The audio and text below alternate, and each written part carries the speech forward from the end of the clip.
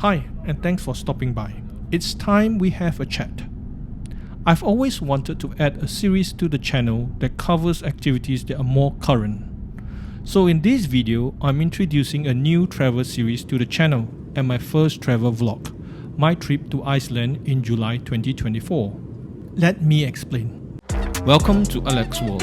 I'm Alexander, and in this series I archive my travels and share my experiences from the perspective of an oriental Asian.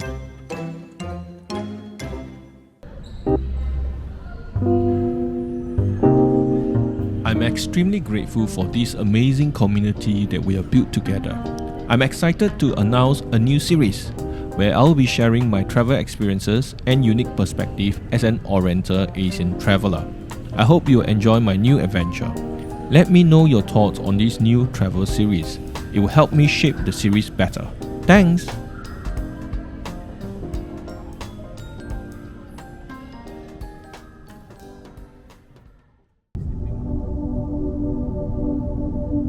Iceland, the land of fire and ice.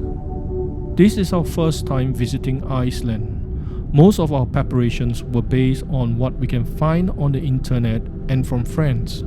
Hence, we want to share our preparation process to help those of you going to Iceland better prepare for your trip, especially if you are a Southeast Asian. We have divided the trip into 3 vlogs.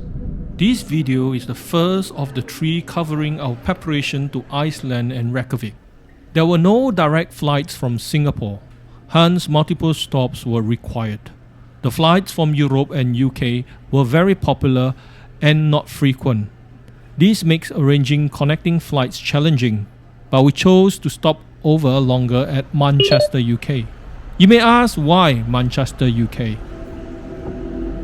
You see, I live in the UK for a few years for studies. This longer stopover allows me to work with a place that I'm familiar with away from home. Manchester, I'm so glad to be back. The difference between planning for a trip to Iceland versus anywhere else is, for example, most people going to a country would book a return flight to make it easier and cheaper. But what we discovered is that flights to Iceland are not so frequent. One particular airline doesn't operate every day. Each airlines have different timings during the week. You either adapt to a certain airline schedule, or what we did was to book one-way tickets with different airlines. Icelandic Air to Iceland and easyJet back to Manchester. This arrangement allowed us to determine the duration of the trip instead of having to suit to the timings of a particular airline. Changing the Icelandic Króna is expensive and difficult for someone coming from Singapore. Iceland is not a popular destination from Singapore. Therefore, we were limited to big denominations and the exchange rate was expensive. Hence, we took the risk only to change a little money in the airport as we arrived at Iceland. Looking back, it was not necessary to change much money. Credit cards were accepted in most places, even paying for toilet entries.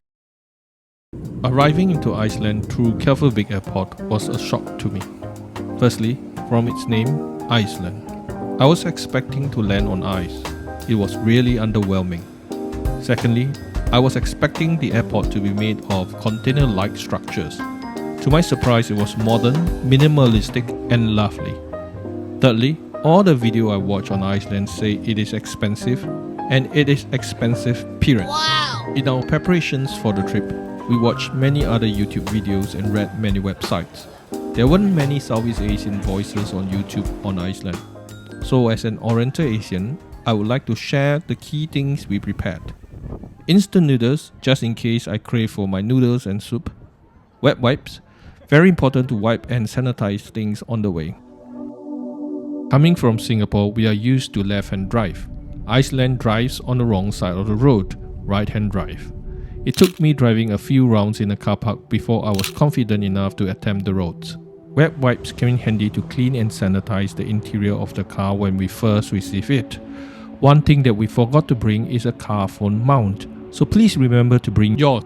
We noticed that since I am used to driving on the left-hand side of the road, I tend to overcompensate and drive really close to the right-hand side of the lane. Having a car with lane exits really helps to keep us in the center of the lane. The system beeps when we start veering to the edge of the lane. I would highly recommend to rent a car with lane access if you are like me. The city, Reykjavik, has been well covered by many. You'll probably find very good reviews of the place from other vlogs and materials.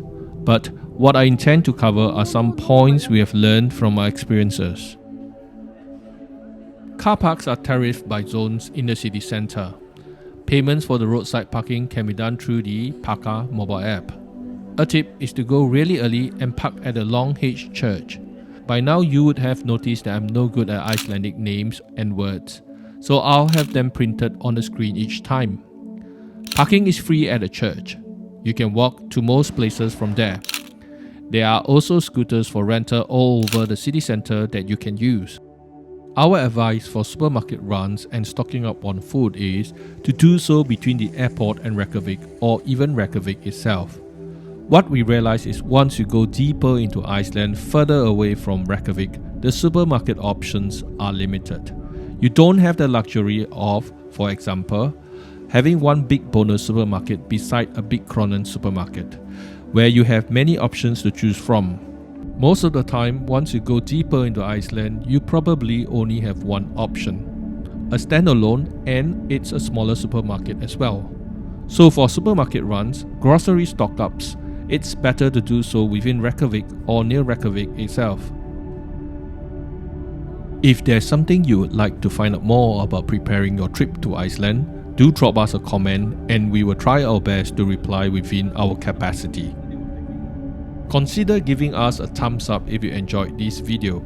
Subscribe to this channel for more of my travel vlogs. I also have another series in this channel archiving places that are meaningful to me. Do check them out.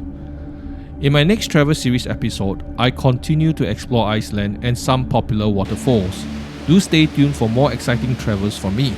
I hope to see you in one of my other videos. Bye!